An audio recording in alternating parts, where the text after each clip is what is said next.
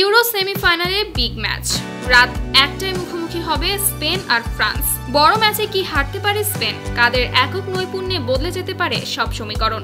একে তো সেমিফাইনাল, তার উপরে প্রতিপক্ষের নাম স্পেন। এমন ম্যাচে শুধু দক্ষতা আর শক্তিমত্তার হিসেব যথেষ্ট নয়, প্রয়োজন ঈশ্বরের আশীর্বাদ। একই সাথে সফল এবং অনিন্দ্য সুন্দর যে ব্র্যান্ডের ফুটবল খেলছে স্পেন, সত্যি দুশ্চিন্তার কারণ ফ্রান্সের। অবশ্য অনেকখানি স্বস্তি দিচ্ছে কার্ড নিষেধাজ্ঞা আর চোট সমস্যা।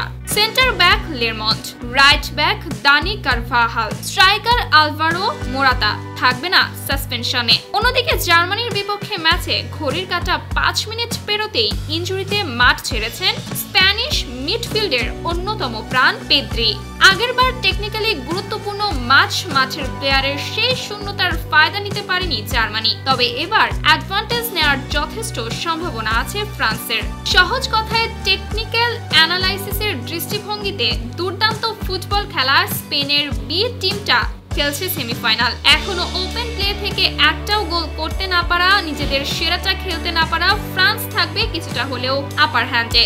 লড়াইটা যতটা ফ্রান্স স্পেনের, ততটা কিলিয়ান এমবাপ্পে আর লামিনে ইয়ামালের। রাইট উইং থেকে ১৬ বছর বয়সী ইয়ামাল কিংবা লেফট উইং থেকে ২৫ বছরের কিলিয়ান এমবাপ্পে, এ দুজনের যে কেউ ওলটপালট করে দিতে পারে ফরমেশন, ট্যাকটিক্স, ম্যাচ চলাকালীন মোমেন্টামের হিসেব নিকেশ।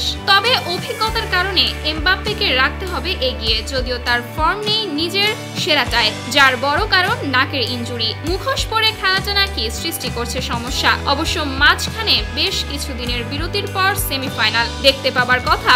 সব সমস্যা কাটিয়ে সেরা হয়ে ওঠা এমবাপ্পে।